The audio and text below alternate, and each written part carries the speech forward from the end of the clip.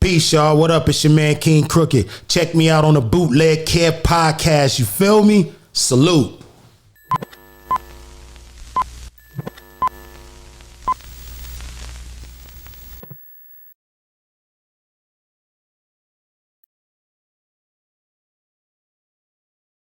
We have a special guest on the Bootleg Kev show today.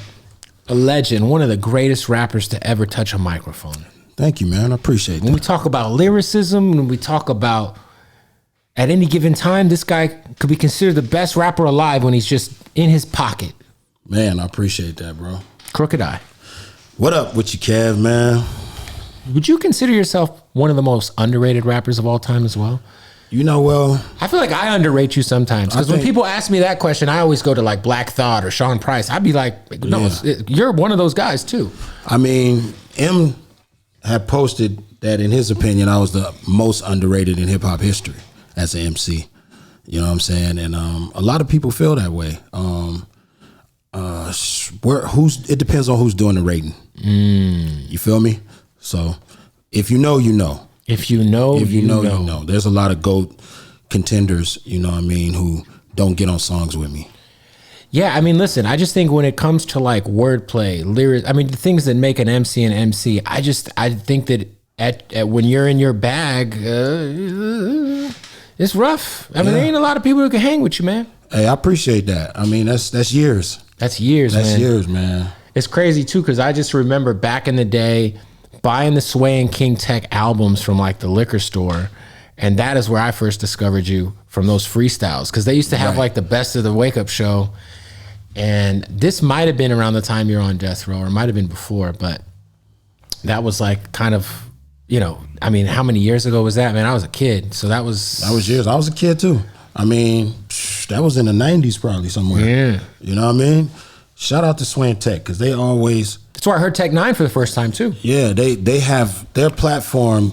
They really shared their platform with real lyricists, you know. And when their platform was at its height, you know, syndication, and you know, they're on one of the biggest stations in America.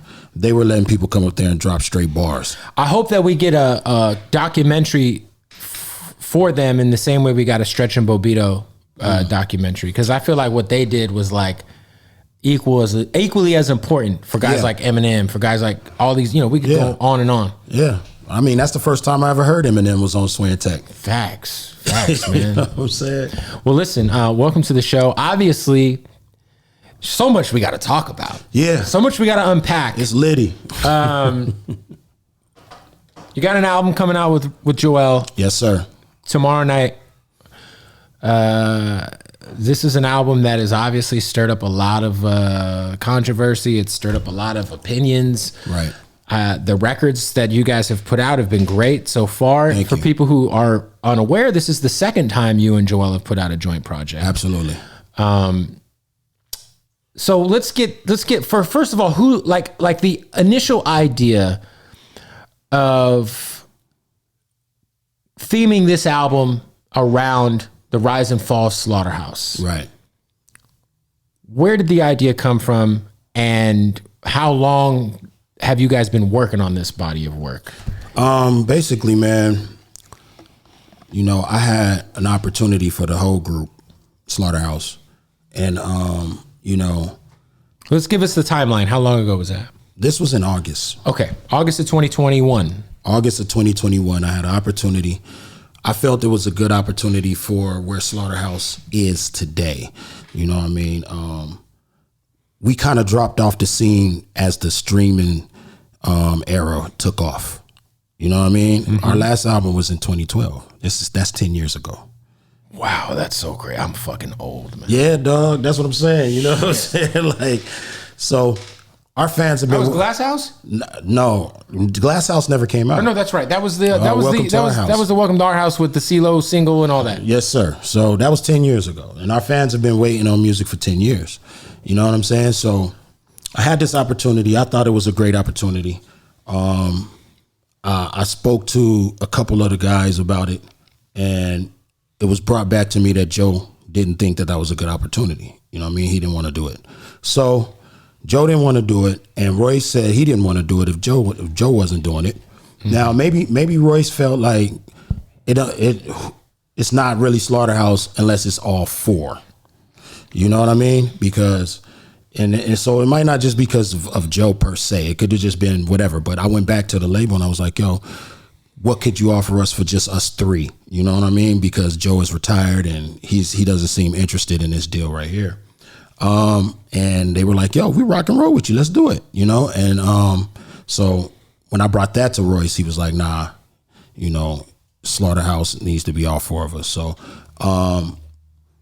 when we hung up the phone, me and Joell got back on the phone the next day and was like, yo, I was like, yo, how'd you feel about that conversation?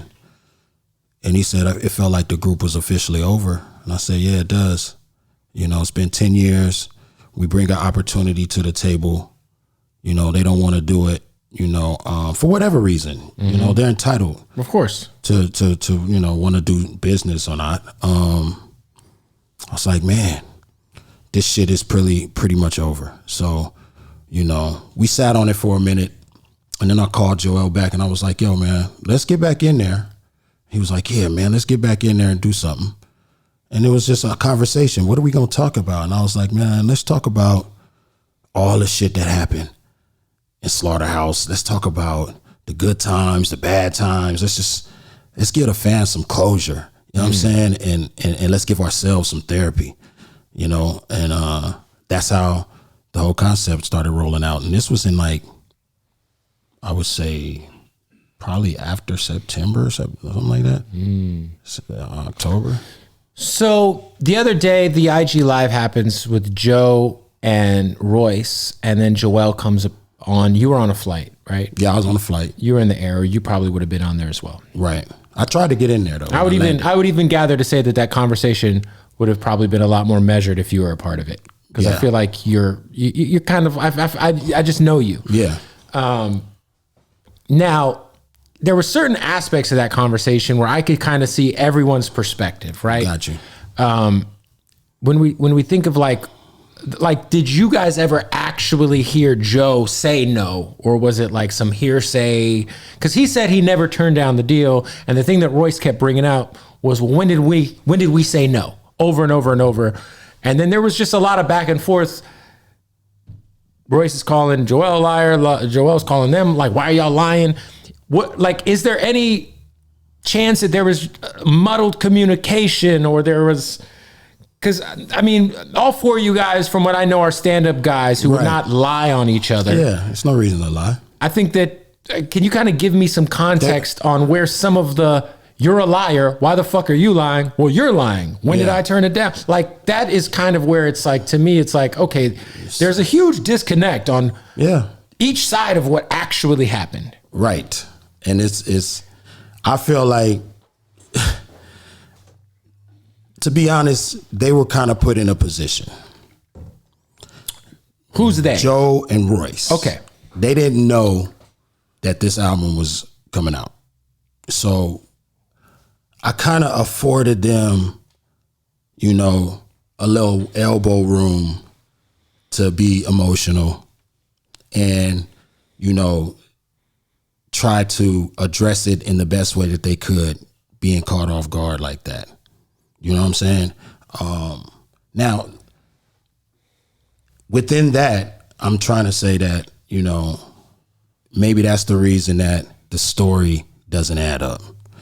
You see what I'm saying? Because it's like, yo, what are we going to say? You feel me? But point blank, no opinions, no lies, no, just straight facts. I brought the deal to the table, okay? I told the guys I need to get on a phone call with all of them. I couldn't get in contact with Joe. Because Joe said he never actually saw a deal, right? Joe never called me.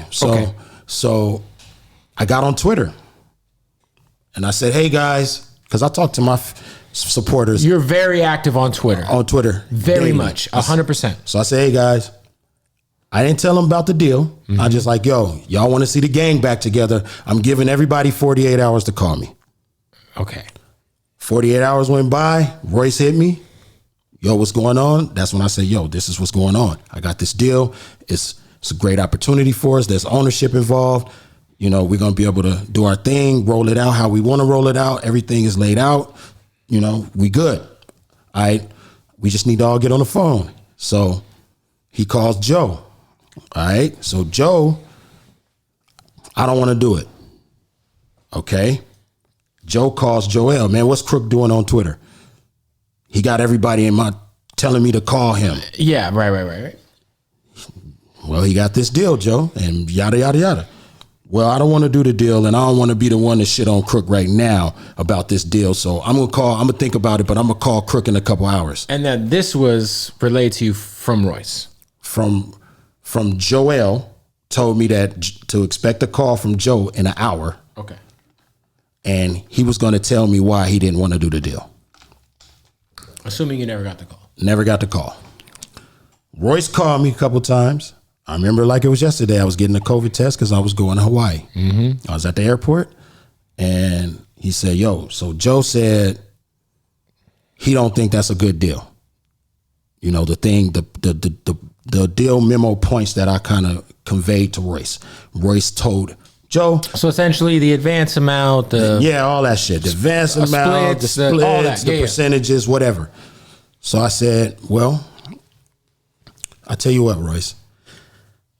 Tell Joe to call me. We'll all get on the phone, and whatever Joe wants, we'll give it to him, because I got juice like that with the people that I'm working with." So we have full context. Who are the people that offered the deal? Well, one of my business partners has distribution through every major that there is. Okay. And he's a business partner of mine outside of music too. And I've been doing business with him. He's like a brother to me. We've been doing business so this for a guy long time. Was in a position where he wanted to bankroll the situation. He could bankroll it. He could, if you just wanted to bankroll it yourself, you know, you could just use the whatever. So but he was going to bankroll it. So based on what those deal points were, Joe said he didn't want to do it. Okay. And I told Royce to give me a call. I can get Joe whatever he wants to get put into the paperwork, but I'm not going to go back and forth and, you know, with the attorneys and let's see this and let's see this. Just tell me what you want. We've all been in the game past 20 something years. We know what contracts look like. Tell me exactly what you want. We'll put it in the contract, and then we'll start from there. We'll start from what you want, Joe. Wherever you want. Mm-hmm. You know what I mean? And I was doing that honestly as a courtesy to Royce, because I got love for Royce. You know what I mean? I already was at a point where this was my last time ever trying to do business with Joe Budden again. So I got love for Royce. So I said, you know what? As a courtesy, we'll do that. You know what I mean? To try to see if we can get the fans this last album. So, you know, he was like, all right, man, y'all got to talk about it. I'm like, yeah, because he's being the middleman. Joe was using Royce as a middleman to communicate with me. I didn't like that because Royce is a general. And I start feeling like, why is he trying to use this man as a foot soldier? You know what I'm saying? This dude is a general. All men are created equal. We all should be on the phone together. It's no reason you shouldn't be calling me right now. So he didn't call. He never called. Weeks went by, months went by, and it was like everybody just went back to their corners, and I never even heard back about the deal. None of that stuff. It was just over, man. So, and once Royce said it, he didn't want to do it as a 3-man crew, which he's totally entitled to. Right. Once he said that, it was like, all right, well, this shit is over. You know what I'm saying? I don't think that what I could have communicated better to Royce, because as a friend, I could have communicated it better to him that I'm only talking to Joe for you. I would prefer to move Slaughterhouse forward without Joe, because Joe is retired.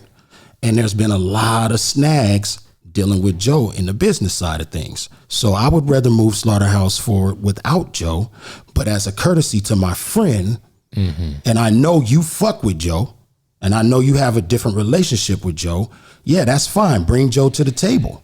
But I don't think that, as a friend, I don't think that I communicated that enough. He knows where I'm at. But I feel like he felt like he could massage the situation. Crook got love for me. Joe got love for me. I could probably be the glue to keep all that shit together. You know what I mean? But he didn't know that I was at my last final breaking point with Joe. With Joe. As far as the Slaughterhouse situation goes. Now, you had said that, to be fair, Joe and Royce did not know this album was coming. Yeah, they didn't know. Can you take any responsibility in keeping them in the loop, or did you not feel like you needed to because this was not a Slaughterhouse album? It's not a Slaughterhouse album. I'm not kept in the loop with none of their albums that they dropping. And to be honest with you, it was a situation where I said, you know what, we need to tell our story and we don't need any distractions. We need to go in there. Because maybe if you give them the heads up, the distractions start coming from behind the scenes and you guys aren't able to focus on the task at hand. Absolutely. There's no way. We had to take that energy when we got off the phone, that heartbreak, that energy that we had, that this shit is over. We had to take that into the booth.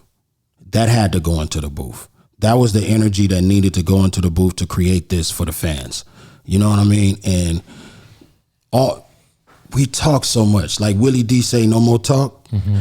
We talked so much. It got to the for 10 fucking years. 10 years. It got to the point where talking and no actions was just. I had it up to here, man. I couldn't talk one more time. Like, I mean, you're at your wit's end with the Slaughterhouse situation in general, and I'm sure fans feel the same way. I mean, listen, you guys have a core fan base that is there, right? But I do feel like over time, the fan base, the excitement for a new Slaughterhouse album is getting smaller and smaller and smaller because it's just been so long. 10 years, brother. Like, think about that. Put yourself in the fans' shoes for 2 seconds, and I don't think this is what the group ever did. I don't think they really, specifically what Joe and Royce are saying, I don't watch everything that they say because I'm not about to fall into that type of a trap and that low vibration energy and, you know, calling names and, you know, liars and all this type of shit. I'm not even trying to fall into none of that. But people send me clips. People tell me, hey, this is what happened and all this. You know, put yourself in the fan shoes for a minute. You've been waiting on one of your favorite groups in the world to drop an album for 10 years. Now, behind the scenes, I've been taking flights to New York, go talk to Paul Rosenberg. I've been taking flights to Detroit, talking to M, talking to Royce. How can we put this back together? You know what I mean? And it's not happened in 10 years. So it's like, you know what? You're telling me you want me to wait again. And then I saw something where Royce said that we weren't waiting on anybody, that's a lie. So I need to address all this stuff because whenever they say that, I just come back with the truth. You know what I'm saying? Like you can attack my character, my integrity. You could try to assassinate it and say that I'm a liar and I'm doing this for money and all this other type of shit. But I'm gonna just keep on hitting back with truth. We started off Slaughterhouse in the early days waiting on Joe. You know what I'm saying? Like when we first got our deal with Shady, we had a song called Session 1 on one of M's projects. He was trying to, you know, put the group on one of his projects. I think it was going to be a bonus cut or something on one of the albums. And, you know, we're new to the label. Let me share my platform with the group. Right. So we do Session 1 and all the Slaughterhouse fans know Joe Budden isn't on Session 1. Well, why isn't Joe on Session 1? Joe was signed to another label. He was caught up in some paperwork. Was it E1 at the time or something? He was signed to Amalgam Digital. Okay. And they called over to Shady like, hey, we have him under contract. You have to get a clearance from us to have him appear on that song, right?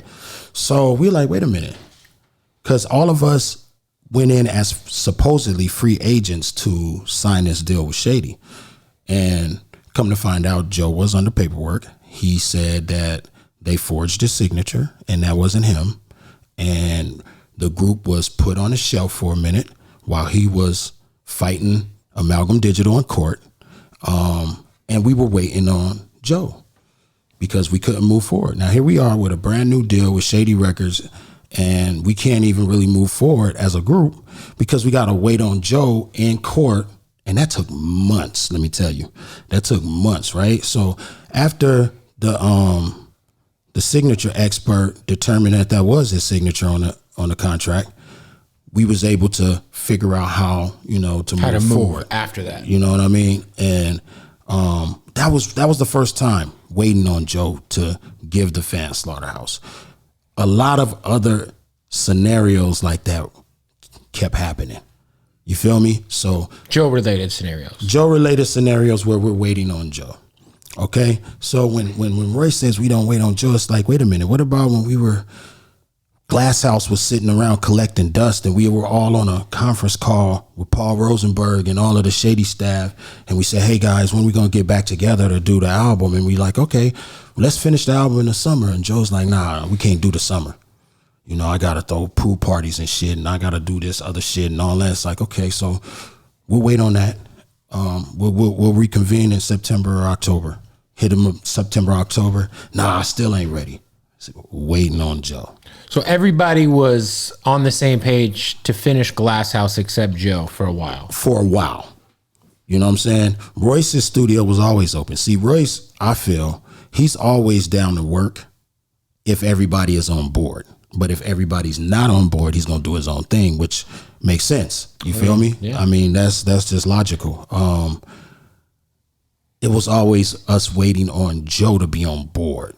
And when I brought this last and final opportunity to the table, and you telling me that I got to wait on Joe doesn't like it. He wants to do some other kind of deal. Well, what kind of deal does Joe want to do? Because all of a sudden, there's deals that he wants to do, but for 10 years, there's been nothing. It's been crickets. But now that I have this, now he wants to do another kind of deal. And it's like, okay, well, what kind of deal does he want to do? He wants to finance it. That's what I heard them talking about when I did catch a piece of the live. He wanted to finance it. He's like, yo, it takes a lot of trust to go into that type of business with somebody. You know what I'm saying? You got to have, like, if we would have to all four finance it. One, it could never be just one person. One person, and that one person could definitely not be Mr. Joe Budden. I'm sorry, you know, he don't have that type of credit with me when it comes to the business. You know what I'm saying? Now I'm just speaking on Slaughterhouse business. He doesn't have the credit with me for me to say, oh yeah, cool, you can finance it, Joe. That's not gonna work. So. I don't know, whatever kind of deal that they envisioned for the group, it wasn't going to work with me anyway. So we come to a stalemate. He don't want to do the deal I'm bringing, and I'm not doing the deal his way. So it all leads to Slaughterhouse being over. I think too, what a lot of people got to understand is like,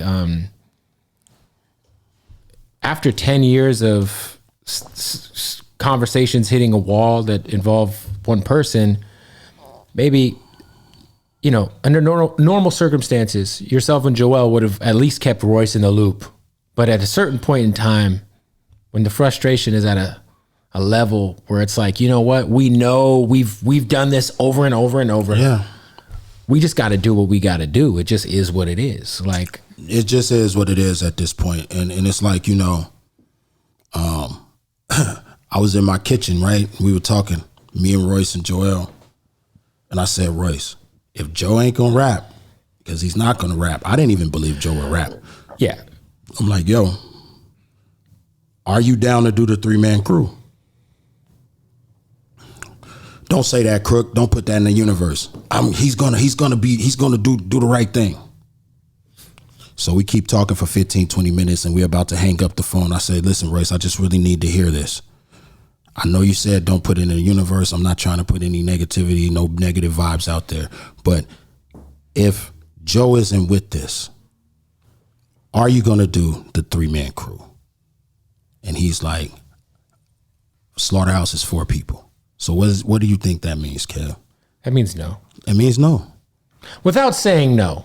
That means no. Slaughterhouse is 4 people. So technically, neither of you are lying, because technically, he didn't say no. Well, I'm gonna tell you this like this.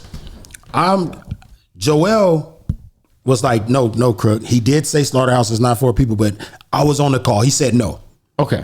And I was like, I was just so clouded, and my mind got clouded when he said that, because it meant so much to me that when he said Slaughterhouse is 4 people, and I'm like, yo, this is over. So I kind of blacked out on the phone, like, all this fucking work that I put in, all this shit that we built together, this shit is really over. Was there ever an idea to replace Joe? people always say, hey, won't you replace Joe?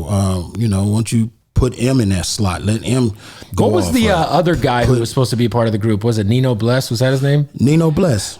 I remember he was like on that first Slaughterhouse record. That was like not even a Slaughterhouse record. Yeah, shout out Nino Bless. You know what I mean? Like, he's very instrumental into how this whole thing came together. He's part of the story. You know what I mean? And I just think that, everybody who was part of the story needs a mention now. So how about this? Like, I know you and Royce better than I know Joel and Joe. I know you guys to be men of high integrity, high character. You guys have the longevity you've had in this industry for a reason. Never no bullshit involving y'all's names. Right. I can understand the frustration of Royce's side saying, hey, that's our logo that you guys are putting on the front of that. And you guys just bombard us with this album that I had no idea was coming. Right. And it's our logo on fire. Mm-hmm. He has a right to be emotional about that and to feel a way about that. Would you agree? Absolutely. And like, you guys obviously know that. Like you said, I can give. I knew that this. I didn't give them a heads up, so I understood that that there's going to be an emotional reaction. Right. And you kind of accounted for that already. Right. No, I give them room to react to that. You know what I'm saying? I'm watching the reactions. You know what I'm saying? Because if it was me, but I feel differently. But if it was me, I don't care. They can use the Slaughterhouse logo for whatever they want to use it for. You know what I mean? Like I said, who owns that logo? Well, what happened was they're saying that ownership was relinquished to the group later. I haven't seen no paperwork stating that. We got jerked in the beginning. Somebody owned it that was not a part of the group.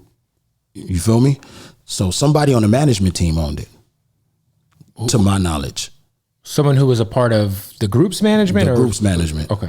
You know what I mean? So right off rip, that should have been, that's a red flag. But I heard that they made it right and relinquished it to the group when we went to Shady. I'm not sure. I've never seen the paperwork on that. When I go and look up the trademark, I don't see our names anywhere mentioned on the trademark. So I don't know who owns it. And if they really felt some type of way, somebody would just sue you. Yeah, and I would just take it off the cover and keep going. Yeah. You know what I'm saying? Because this story is going to be told. They can't stop it. They can't, I feel like they have efforts to try to do damage control over something that they haven't even heard yet. You know what I mean? And it's like, this story needs to be told for us and our fans. I think the fans need closure, and I think y'all need closure. I need hella closure, Kev. I'm gonna tell you. Because guess what? Every fucking time you do an interview, or Joel does an interview, or Royce does an interview, or everyone's asking, what's up with Glass House? What's up with Slaughterhouse? It'll never go away until you just close the chapter and say, burn the book. You have to. And that's what I had to do, man. Like, a lot of people like, you burning the shirts up on the video. No, listen. I'm trying to get this low vibration shit out of my life forever. I'm in a whole nother place. I'm 6 years sober. I've been, in master classes. I've been, trying to better myself, get myself into a better headspace, just be a better human being, period. I need this negative triggering shit the fuck out of my life for forever. I don't want to go back to it. They can do whatever they want with it.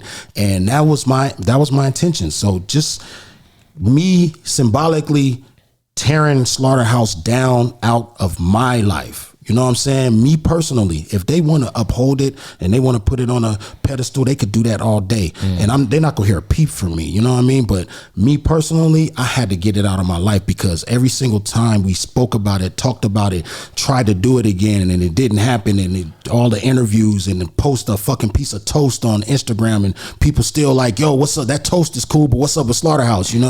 It's just too much, man. You're over it. I'm over it. It needs to go. You know what I'm saying? Listen, I respect it, man. Hey, we got to stop the interview real quick, man. Shout out to our sponsors at MyBookie. Now, if you're into sports like me, you like to win money, what are we doing? Go to MyBookie right now, man. Let's get in on some of this action. MyBookie. Go sign up, get the double deposit bonus. This is what this means. When you sign up at MyBookie right now, All right. Whatever money you deposit, they're going to match it. They're going to double it for you up to $1,000, but you got to use the keyword, the promo code Bootleg. That's right. Use that promo code Bootleg when you sign up at MyBookie. They're going to double your deposit. Listen, March Madness is coming up. My favorite time of the year to gamble is March Madness. It is so much fun. You don't got to know a fucking thing about college basketball. It is just fucking turned up. I love to go to, listen, March Madness. That's really all you need to know. Get your account before then. Thank me later. Also, NBA action is finally back. Throw down some futures. Who you think is going to win the MVP? Joel Embiid, Jokic, Devin Booker, a little dark horse. You know what I'm saying? Shout out to the Suns. You got to go to MyBookie, though. Sign up. Get down right now, all right? Get double your money, double your deposit. You put in $1,000, they're going to match that, give you a whole nother $1,000 to gamble with. MyBookie.ag. Use the promo code Bootleg, double your deposit. I respect it. I think, like I said, I understand everyone's kind of side. I think that, the one thing I just saw Rory. Did you see Rory and Mal and what they? No, I didn't. So they kind of talked about what's going on their podcast, right? And Mal was like, "Now fuck that. They should be able to do that album. Like, you know what I'm saying?" And the one thing that like they said, and I know that they're probably closer to the situation than a lot of people are, right? Absolutely, especially Mal. You guys weren't friends, is what they said. Them guys ain't friends. They were in a group together. That don't mean that they're friends. Yeah, I was friends with. It was odd. I was friends with Joell and Royce. You know what I'm saying? Royce was friends with me and Joe. You know what I'm saying? Joel was friends with me and Royce, and then something happened to that dynamic between him and Royce. So it was just like me and Joel was friends. It was just really, really, really odd, man. And it might be the oddest concoction for an actual group that toured together, that put albums out together, in terms of like how it was formed. Right. There was really you guys never had a real origin story. It's not like you guys grew up together. Not at all. We think of Griselda, we think of Wu-Tang. All these people grew up together. So, the downfalls of those groups it was a lot of emotional family-based shit. With you guys, it was, listen, man, the fans wanted this. We did it. Mm-hmm. Would you say because I think like, I always talk to groups. There's a group out of LA called Shoreline Mafia. Yeah, Shoreline Mafia. Shout out to OGZ. And he had said that like when they did their first tour together, he started to kind of notice the cracks in the foundation because they had to be around each other a lot. Right.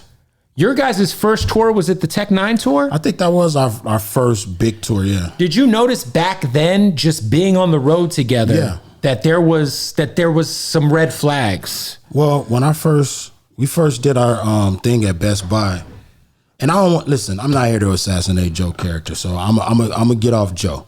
You know what I'm saying? I'm gonna just say this: when we did our first in store at Best Buy on the East Coast, somebody told me, whatever you do, don't let Joe be Joe. And I didn't know what that meant because we were relatively brand new to each other. I didn't know what that meant, but I found out. You see what I'm saying? Rather quickly? Yeah, rather quickly. And you just got people who have two different types of vibes, two different types of mindsets, two different types of, what their moral compass is and things of that nature. It's just, it is what it is. So it was very hard for us to even, rock like that. And it was almost like a lot of times, dog, I stayed silent because I had love for Royce. You know what I mean? So a lot of times I was like, yo, I'm going to chill because I had love for Royce, and I understood that Royce had a different relationship with Joe. But Royce knew, because sometimes I was like, yo, this dude wilding right now. You know what I mean? And me and him have a conversation and shit like that. Royce was really the glue. He was the glue between Joe and the rest of the group. Yeah. I mean, and the thing is, now don't get me wrong, Joe brings a lot to the table. Of course. He's an all-time great MC as well. Yeah. He Joe's brings, in his bag. He's one of them ones. He's one of them ones. So he brings all that to the table, you know what I mean? But,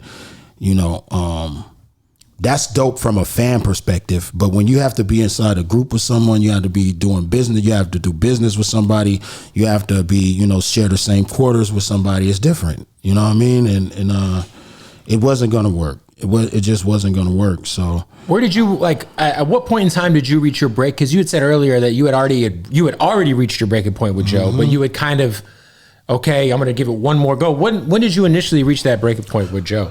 Well, Royce wanted everybody to come to Heaven in Detroit in studio and do some joints for Glass House. And we all scheduled it, said, all right, we'll be there. You know, this was some years ago too. And I flew out there and I was the only one that showed up. Wow. You see what I'm saying? And I'm like, what's going on? Where's everybody at? So I called Joell, where you at? And he's like, oh, Crook, man, you down there? I should have called you before you jumped on the plane. Joe told me he wasn't going, so I didn't get on the plane. I figured if he not going, well, it's a waste of time. And I said, but why did he say that? And he's like, I don't know. He just said he wasn't going at the last minute. And I was like, wow. So now here I am in Detroit. It's snowing like a motherfucker. It's cold as shit. And I'm standing outside smoking a fucking cigar with fucking snowflakes on my beard and shit. Like, what the fuck am I gonna do now? So me and Royce ended up doing like 9 or 10 joints ourselves, just using the time to create. You know what I mean? Songs we might not ever hear. Songs you might not never hear. You know what I mean? And that was it for me. On my plane ride back, I was like, you know what? I'm never doing this. I'm not doing this with that type of energy. And I was only willing, like I said, for Royce. And funny enough, you know how Royce feels. I'm very considerate of other people's feelings, but sometimes you got to consider your own feelings. And it was time for me to shut down shop and move on. Yeah, I think, like I said, like I understand the perspective of like Joe and Royce saying, hey, that's our logo. Slaughterhouse is ours too. Right. You're kind of putting out this album kind of, you know, telling his story. Telling our story for us, and also using... I'm not telling their story. Well, using the group's imagery, I'm not telling their story. Kind of using Slaughterhouse as like the focal point of this project. So I understand their perspective. Like in my... Like I'm sure if I had a fucking... the Bootleg Kev Podcast, and my producer Cook started a podcast talking about the behind the scenes, and it was like my name, my logo X'd out. I'd be like, yo, what the fuck? But it wasn't, maybe there was no disrespect intended, but I could understand that perspective. But on the other hand, it's like, if you guys knew, like, look, fuck it, whatever happens, we're lighting this bitch on fire, and I need this shit off of me. I got to get this shit off me.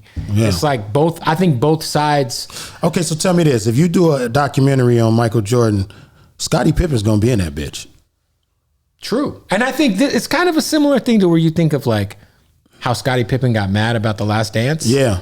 So I understand why he was mad, because he didn't really get to fully explain what happened. So that's when Scottie Pippen goes and makes his last dance. Joe, Royce, go musically, go talk to the fans, right? Do whatever you want to do. Maybe that's what their IG Live was. Nah, man, that's not gonna work. It's art over lives. It's art over IG Lives, bro. What did you think of the IG Live in terms of, because a lot of people were making, I think a lot of people took some of the stuff out of context in terms of the headlines I saw. Right. Like Joe saying that album can suck my dick. Some people were like, yo, he told Joell Ortiz to suck his dick. Yeah. Well, yeah. Even though he said the album, I just feel like that's going too far. You know what I'm saying? Like, there's certain shit you just don't do. But, you know, what I think of it, I wanted to get in there. I landed. I'm in there pressing requests. Let me in. Let me do it. It would have been a different conversation. Yeah, it would have been a different conversation, because at that point they were saying that there was no deal. And then I could have probably got them to admit that there was a deal. And at that point they were saying they never said no. And then, you know, later on, Joe did an interview with one of the guys who I watch all the time on PSA Hip Hop. And he said, you know, it all boiled down to Crook wanted to do a deal that Joe didn't want to do. You know, Joe didn't want to do the deal. So He did say no. He's admitting now that, you know what I mean, he didn't want to do the deal. And it got caught up in semantics. Like, I never said no, there was never a deal. That's all, what it felt like. It felt like semantics. It felt like semantics. You know there was a deal. You know you didn't want to do the deal. Let's get past that, because we can't find common ground if we don't start off with honesty and truth. You know, we got to start at honesty and truth and then try to find common ground. If you're going to say, you know, there was no deal, where's the paper? Of course there was no paper, because I said have Joe hit me and he never fucking hit me. So how can I even put his desires for the deal in paperwork for him if he's not even going to call me? He's not even going to give me that information. So it's impossible. When was the official release of you guys as a group from Shady? It was over a year ago? Yeah, over a year ago, yeah. And again, who do we do that for? For Joe, right? I mean, because really, I feel like when Joe was on Everyday Struggle talking about Eminem a lot, obviously, some of the things he said I didn't necessarily disagree with. Right. Okay. But but if you're Joe Budden and you're signed to your group, signed to the label, you might want to make the business decision to just kind of hold back a little. You know what I'm saying? But especially if your brother Royce is over there trying, you know, to hold it together. I was over there too, but let's just put it on Royce. If Royce was over there he was trying to put Glass House out under the Shady umbrella the same day when Joe was throwing those grenades at everything. He was working during that time period to try to get Glass House out. Do you think Joe knew that? Probably. Because if he knew that and did that, I know he probably knew it. You know what I'm saying? He probably knew it. He wanted off Shady. Let me know if I'm wrong. Glass House was supposed to be executive produced by Just Blaze, or was it executive produced by Just Blaze? And we kind of like formulated this slaughterhouse of producers, of all amazing producers. You know, Justice League, Ill Mind, Cardiac was there. You know, man, who else was in there? It was crazy to see them all making beats together. Like, it was amazing. I don't know if have any of those songs leaked. Some of the songs we've played, bits and pieces and things like that. But for the most part, there's a whole album that nobody really ever heard. You know what I'm saying? And it was easy to finish. We had enough joints to you could go into what we recorded and create an album out of that. You know what I'm saying? Hopefully somebody conveniently leaks that shit online. Well, I thought about the leak, man, but it's like, you know, those producers worked hard. They didn't get paid. You know what I'm saying? And I'm sure a lot of those producers wouldn't mind. Well, if they could if the producers are on board, then absolutely. That's on there, you know. Yeah. But you know, we don't want to harm anybody business wise, you know, because one of the beats went to Ross. You know what I mean? Ooh, which Ross beat? The song is called. I forgot. It's a Just Blaze Ross song. Okay. You know what I'm saying? So one of the beats went to Ross. So, you know, if those producers can still find a way to eat off those beats, I would just say someone conveniently who has access to the album, give it to someone else who just conveniently leaks it anonymously online, and then it's on Reddit, and then, you know, the people who want to hear it can hear it. Hey, it might leak tonight. They might try to leak it before me and Joell shit drop. Hey, that's some real shit. I could see that. So they could change the subject and shit. You know what I mean? You can't change the subject. The fans want closure, bro. I talk to them every single day on Twitter. No, you're super active on Twitter. They want closure, bro. They want to know why, how. You know, if we put the fans are the fifth member of Slaughterhouse. If we ever put them first, Glass House would have came out. Everybody put ego and pride first. That's why Glass House never came out. It's that simple. Like, if you had to really, it sounds like, and again, it sounds like if it weren't for Joe Budden, the album would have been out. Hey, dog. Am I crazy? Yo, listen, Joe retired. He said it on his podcast. No, I know. They can go and do whatever. I'm trying to tell you. I think, see, Royce is a music, he's a heavy music guy. So in his mind, he probably has this album, this crazy album that he knows that we can achieve as a group, that he wants to, you know, help. He wants to paint this picture. He just probably has so many ideas when it comes to Slaughterhouse that he wants to do. But what he doesn't understand is that it's not gonna get done, bro. Yeah, I mean, listen, it's 10 years, bro. Royce, I feel sad every time I see him talking about he was gonna get Joe to rap. I'm like, dude, he was never gonna rap. I mean, and listen, Royce is one of the greatest of all time. Yes, absolutely. And I think when you're Royce and you put out, I mean, the Book of Ryan and the Allegory got nominated for Rap Album of the Year. Right. I mean, probably the two best bodies of work of his career. Absolutely. I'm not sure, like, if you're Royce, like, the headache or it's just a lot. Like, it sounds like the whole Slaughterhouse thing is a lot. It is. And anything when there's four moving parts, four people, you got a manager, he's got a manager, he's got a manager, we all got 4 lawyers. It's a lot. And you know, for me, like, I just had always assumed this shit was a wrap forever when Joe retired. Right. I was just like, oh, well. Now, see, you assume that. Yeah. Well, now you're like, no, we're gonna put an album out and let you know it's a wrap. Yeah. I mean, because there's your guys' fans are a certain type of cult following where they're until they get the final no, they're gonna keep harping on the situation. They're very invested into Slaughterhouse. They are very invested. Yeah. You know what I'm saying? And I don't think in this whole debacle, nobody's caring about it. I mean, I even heard Joe say the fans are idiots. I'm like, dog, listen. When we was on tour, I'm the last man on the tour bus. First man off. I'm out there with the fans. We get off the stage, I'm taking pictures with them, I'm signing autographs, I'm doing shots with the fans. We talking rap, you know what I'm saying? That's just who I am. These are the people who love what we love. These are the people who put us where we are. You know what I mean? And I'm out there showing love, having fun with the fans at all times. So I've always been that type of person. And it doesn't stop because Slaughterhouse stops. You know what I'm saying? So when the fans hit me and they're like, yo, I was listening to your song Goodbye, and my uncle died of cancer too, and man, it saved me from wanting to harm myself, and to know that you're going through the same thing and all that. I take that shit to heart. That shit ain't just a comment on my fucking on my screen. That's fucking real shit. And I take that shit to heart. And when they tell me they want to know what the fuck is going on with the music and why we ain't putting out no records and what happened to Slaughterhouse, I want to give them that closure too. Look, this is what happened. Now, I'm not going to go super deep and dig up all kind of shit and show you where the bodies are. I'm just going to be like, yo, this is what happened. And, thank you for all your support over the fucking years. I'm sorry to be the bad news bearer. Bad news. I'm sorry to be that guy, but this is what the fuck happened. It's over. And some of the best motherfucking movies are based on a true story. This is a true story, period. Wait, hold on. Time to stop the interview because we got to talk about our good folks at Odd Socks. Man, listen. If you go to oddsocksofficial.com, that's ODDSOX official.com, use the keyword, it's a fucking promo code. Use the fucking promo code, Bootleg Kev. All right, at checkout, you'll save 20% off. They got, man, look at these SpongeBob joints. Man, the Ninja Turtle boys, you know what I'm saying? How about the Naruto guys?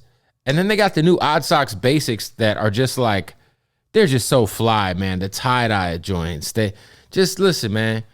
Whatever you need, they got it. How about some half-baked boys? You know what I'm saying? Listen, the most comfortable socks, the most affordable socks, the best socks in the world, Odd Socks. So go to oddsocksofficial.com. Use that keyword. It's not a keyword. It's a fucking promo code. Fuck. Bootleg Kev at checkout. Save 20% off, man. Shout out to our family at Odd Socks. If you support us, go support them. Did Joe ever feel a type of way when you started to do Crook's Corner?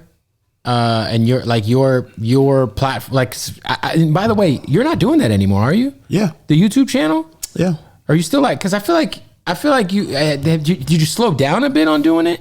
We started doing, because you were doing it with Hip Hop DX for a while, right? I was doing it with Hip Hop DX, and then, I moved it to my own channel. I got the Eminem interview, and which was huge. My channel got deleted for some other stuff, right? So, I started a brand new channel. So that threw a wrench. And I started a brand new channel. I have a brand new location. We do Crook's Corner in a new location now. You know what I mean? It's a beautiful location. Leased that out for a year, and I've been having guests coming in and out. Man, I done had all kind of people. So yeah, we still doing it. It's still rocking and rolling. The new channel is growing right now. You know what I mean? I'm very happy at where we are with Crook's Corner. I think my next episode is going to be with Ice-T. He dropped some jewels, you know what I mean? And shout out to Ice-T. Yeah, shout out to Ice-T. He came in, he killed it.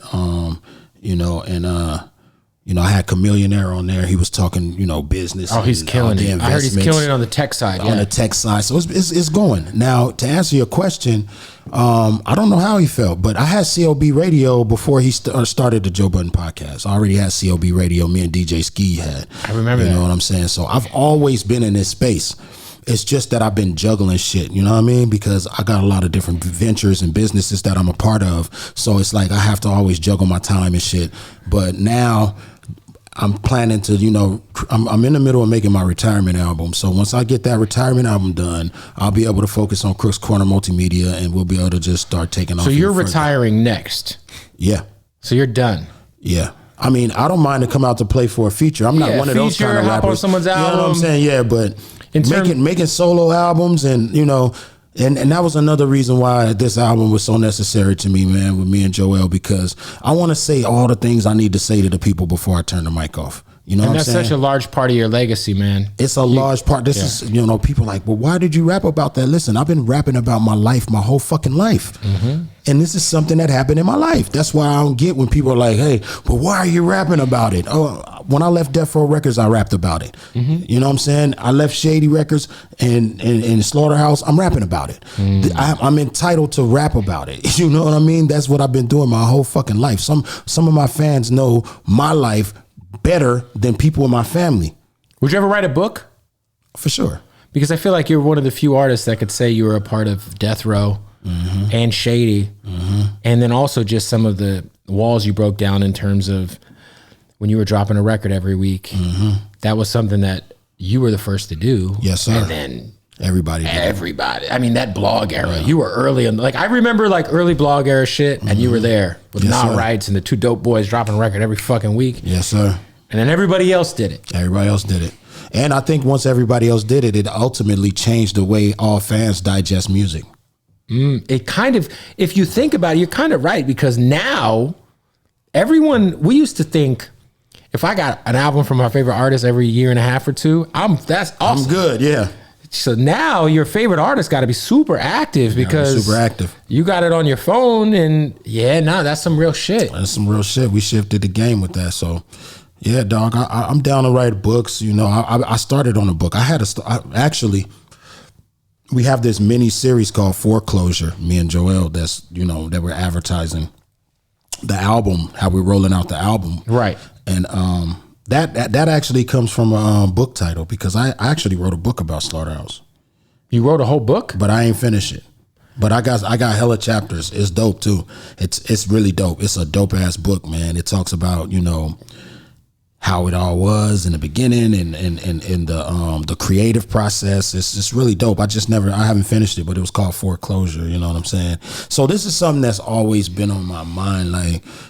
This is something that I needed to get out there, and, I needed that therapy. I needed that medicine. I needed group therapy with the fans, the ones who built it with us. I needed to tell them what was going on and hear feedback. I'm not always right. Yeah. You know what I'm saying? I'm open to the feedback, but just don't try to assassinate my character by saying that I'm lying about something, because I'm not lying about anything. Every time I speak, I want the truth to come out. I'm not lying about nothing. There's nothing that I've said so far that's false. You know what I'm saying? I said that I brought a deal to the table. I did. I said that Joe didn't want to do it. He didn't. I said that Royce didn't want to do the 3-man group. He didn't want to do the 3-man group. I haven't told one lie yet. I don't understand how they can call me a liar. Does this album permanently fracture your relationship with Royce? In my mind, it shouldn't. But you know what I'm saying? All I could do is speak for myself. I just think of his IG post, like what he said in the IG post. Yeah, that's what I'm saying. It's in my mind, no, it shouldn't. That's what I'm true. saying? In my mind, it shouldn't. You know what I mean? Because I got love for Royce. Me and Royce have similar beliefs. We live by a similar code. You know what I'm saying? So it's I got love for Royce, no doubt. But this is something that had to happen. And, if he wants to continue to rap, do business with Joe, that's great. And I'm just saying, yo, bro, I had to get off that bus. I can't be on the bus no more with that. It's a wrap on that. How close was the reunion on the West Side Gun shit from happen? Like, how close was that actually going to transpire? Because it seemed like everyone was everyone on board to do that for Gun? Like how close? Like how far did those discussions get? Because I think if there's anyone who embodies the energy you guys had, it's Griselda right now. Well, they said that they were going to do it, but it became one of those Slaughterhouse things. You know, nobody ended up turning in what they had to turn in, and by that time, I think Gun changed his mind or something, and he ended up using the same beat that we all got. He used that song with us for Armani Caesar. Yeah, for Armani Caesar. Yeah. Him and Armani Caesar did a joint on there, and once that floated out, I threw my verse out as a freestyle. And I told my fans and supporters, yo, this was supposed to be the Griselda joint that we were all going to do at Slaughterhouse. But, you know, once again, as soon as they asked me to rap, I rap. I had a joint on there. You know what I'm saying? And it was funny when Royce said that, because my fans and supporters were in the comments like, dog, we've been knowing that shit wasn't going to happen. He was, you know what You're pretty transparent with your I'm with super your transparent. Now that I'm on Discord. On Discord. Oh, you got the Discord? Yeah, now that I'm on Discord. Discord is lit. Yeah, it's lit. I got the Chris Corner server over there, and we inside our chat room talking all kind of shit to each other. You know what I mean? Like we talk about everything, man, and that's, I think that's what separates me from, you know, a lot of people out here, is that we're on equal footing, man, with people who support us, man. And some people think they rap stars and shit, and they think they too good to talk to people, you know what I mean? Even too good to return phone calls, but I ain't. You're not that guy. I ain't gonna do that. But yeah, I'm not that guy. This album coming out, your guys' second album together, just you and Joell. Is this something you guys are going to continue? Obviously, the next, if you guys do, I'm assuming not every album is going to be based on the rise and fall of Slaughterhouse. Not at all. Because the first one wasn't. Not at all. But is this something you guys are going to keep on doing, or just? Yeah, I think me and Joell might make another one. I'm not sure. I don't want to really, you know, I don't know. But when we did the first one, the pandemic just hit. Mm-hmm. I was in New York. We did it. Rest in peace, Fred the Godson. He was in every session with us. And the pandemic had just hit. So after I came back home, it was very hard to move around, because the country, this was something new to us. People were especially early on, it was impossible. It was impossible. Yeah. So we couldn't really roll the album out like we wanted to. Mm-hmm. So, you know, we took this opportunity to be able to really, you know, put our vision out there and show people that, you know, what we do. I mean, shout out to my man Herb, the Art True team. Our visual game ain't playing either. For sure. You know what I'm saying? So it's like, you know, we have a great team, you know, in place to do whatever we want to do. If he wants to, we could do some more music, you know. If not, I feel it, you know what I mean? But I'm definitely, after I'm finished with this album, working on the retirement. Yeah, after I'm done with that, you know, I'm transitioning, man. You know what I'm saying? I'm transitioning, but I'm gonna leave with a bang. Like this last album, the first 4 joints is just ridiculous. So I'm like, yo, I'm gonna make sure I get out of here and say something, you know. The right way. The right way, yes, sir. How's your current relationship with M? It's good. I feel like if you have a retirement album, I feel like Eminem kind of has to be on there. Hey man, come on, Marshall, man. You know, I'm getting out of here, baby. I'm just saying, it's gonna happen. You know what I'm saying? If this is the last album. I talked to him about it. He was like, man, don't retire. Because he ain't. You know what I'm saying? But I mean, and that dude has a hard job, boy, because he's a wordsmith. He got to go in there every time and try to top that last one. You know what I'm saying? That's what he does, though. He's a gunner. Somebody like Russ, who kind of used the same blueprint in terms of like what you were doing in the early blog days to kind of get on, just dropping a record every week. Mm-hmm. Reaches out to you, gets you on the Chomp EP, the first one, right? Stockholm Syndrome, right?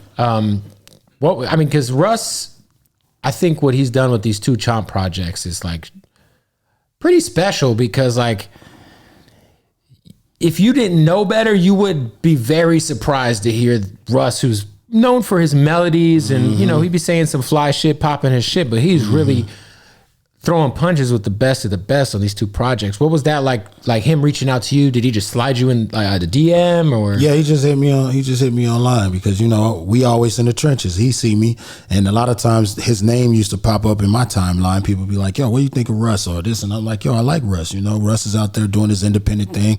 He's giving jewels to up and coming artists. Lots of jewelry. I fuck with Russ. So he hit me up and he's like, "Would I do it?" I was like, "Shit, that's nothing." You know what I mean? Sent it back to him. He's like, "Yo, you killed that shit." I was like, "Good looking, bro. It's all good." That's dope. It's real easy. I'm very easy to work with, and I like that kind of environment. I like that people who are easy to work with. I like to be in good creative environments where it's not a lot of head button and some people like that because sometimes that brings out some of the best music, super challenges and adversity and all that type of shit. But I don't like that. I like a good workflow. You know what I'm saying? I had that as a fucking kid. I've been in the game a long time. You've been in the game a long time. I'm too old for all that shit now. I like the Google environment. Just out of beanbag over here, you chilling, you sipping lemonade over there. Yo, pull a beat up. All right, cool. Let's get it cracking. None of that other shit. Before we get out of here, obviously the album, by the time this comes out, the album will be out. Yeah. Go get the album. Yes. Go run it up. Run it up. I'm sure, is there going to be merch?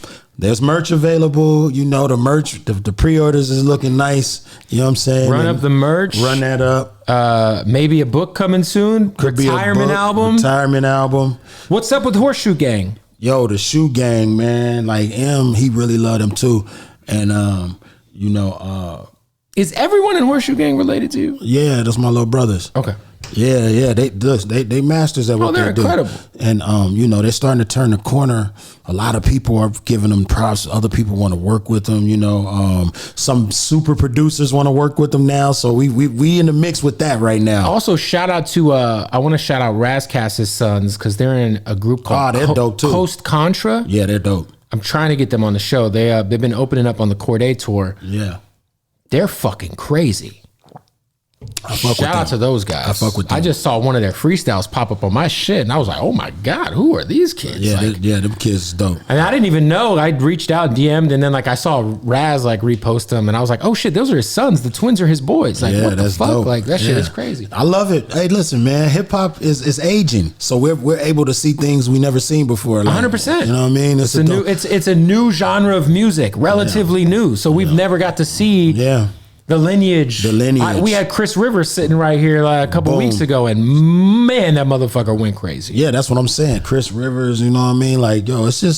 It's dope to see the growth, man. Everything is dope. But yeah. Well, look, man, I appreciate you pulling up and giving us some context on what the fuck is going on. Yeah, man. They throwing darts at me, Kev. You know what I'm saying? I had to come in and set the record straight real quick. Yeah, listen, I think it's just important to get all of the context, to get as much of your side of what's going on. And I think that was a big thing that was missed about some of the headlines that were made off of that IG live was you really weren't able to speak. I wasn't able to speak. I tried to get in there, so I did my own live, you know what I mean?